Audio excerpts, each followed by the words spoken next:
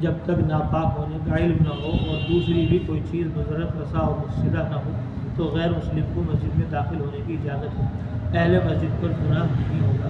مساجد میں چھوٹے بچوں کو لانا، مسجد میں چھوٹے بچوں کو لانے کی اجازت نہیں۔ مسجد کا ادب و احترام باقی نہ رہے گا اور لانے والے کو بھی اطمینان قلب نہ رہے گا۔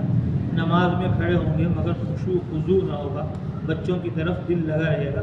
حضرت صلی اللہ علیہ وسلم کے ارشاد ہے کہ اپنی مسجدوں کو بچوں اور پاگلوں سے بچاؤ۔ مسجد میں بچوں کے داخل کرنے سے مسجد کے نجس ہونے کا اندیشہ ہو تو حرام ہے ورنہ مکروہ۔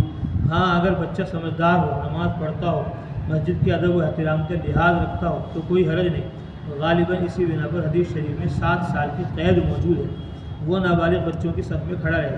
اگر صف میں ایک ہی بچہ ہے تو بالغوں کی صف میں کھڑا ہو سکتا ہے، مکروہ نہیں ہے۔ بچے کے 40 دن کا ہو جانے کے بعد بعض لوگ اسے مسجد میں لا کر لٹاتے ہیں اور پھر کچھ مٹھائی تقسیم کرتے ہیں۔ یہ رسم بے اصل لغو اور قابل ترک ہے۔ مسجد کا دروازہ بند کرنا کیسا ہے؟ سوال۔ زید ایک مسجد میں امام ہے، بعد نماز عشاء مسجد کے کواڑ بند کر لیتا ہے اور جو کواڑ بند کرنے کے بعد نمازی آتا ہے